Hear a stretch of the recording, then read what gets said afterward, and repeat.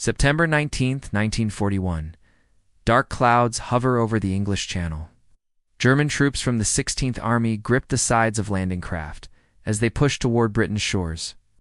All around them, a massive invasion fleet churns the water, thousands of soldiers, hundreds of vessels, and an audacious goal: to take London. Explosions shatter the sea as mines detonate beneath unlucky boats. Screams echo as soldiers plunge into cold surf, dodging bullets and navigating a deadly beach. Their objective? Reach the British coast and force the UK to its knees in a campaign the Nazis called Operation Sea Lion. Following the Dunkirk evacuation and the fall of France, Nazi Germany shifted its gaze to the last major power standing in Western Europe, Great Britain.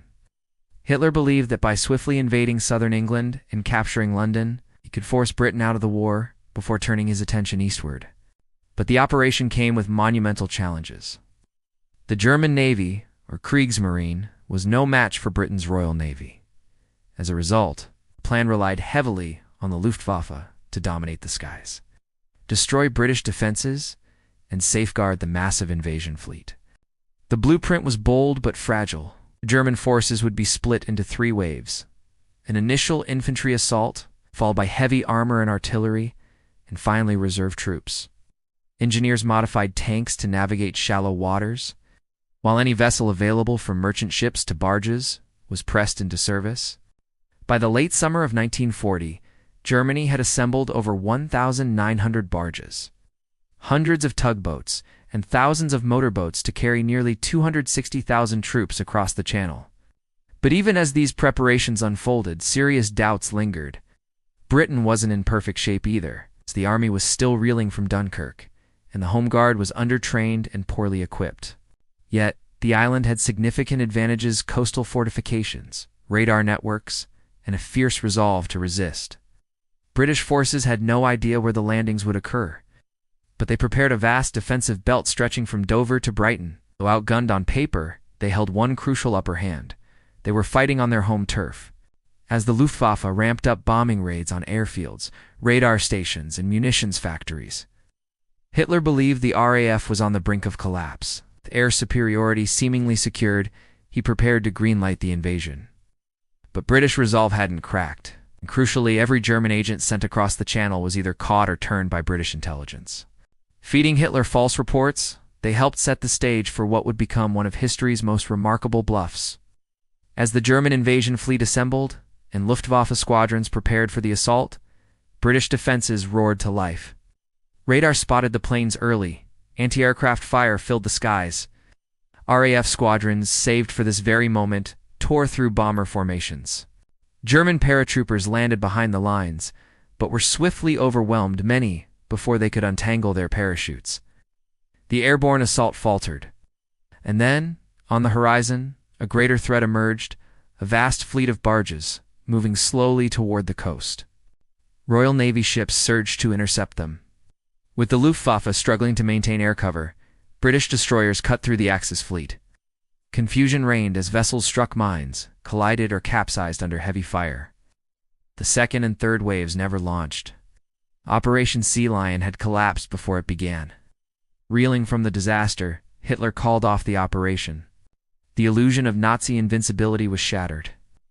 What had been envisioned as a swift blow became a sobering reminder of Germany's limits.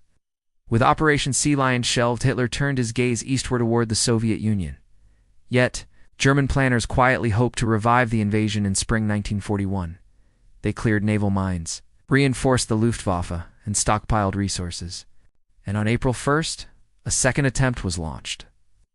German airborne forces scored early gains, sabotaging bridges and cutting communication lines. Waves of aircraft battered British coastal positions, sowing confusion and panic. Landing ships approached amidst chaos. German troops stormed ashore, but the British had hardened their defenses. Machine guns and artillery rained fire on the invaders. Even where landings were uncontested, German units met strong resistance inland. British counterattacks were slow and disorganized, but determined. RAF fighters and anti-aircraft guns harassed German forces relentlessly. Though half the invasion force managed to land, the tide began to turn. Weeks passed, and a brutal stalemate set in.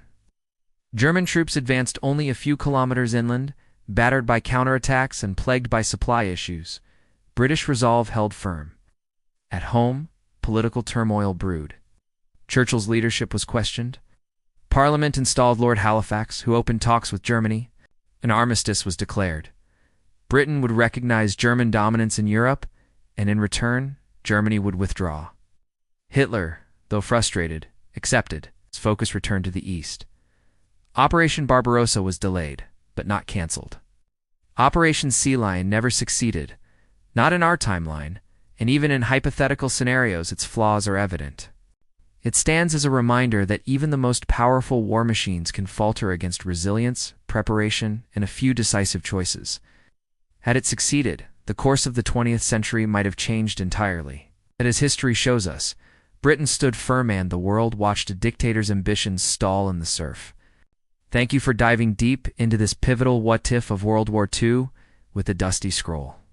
If you found this exploration fascinating, be sure to like, subscribe, and share your thoughts in the comments below. What do you think would have happened if Sea Lion succeeded? We'll see you in the next chapter of Forgotten History.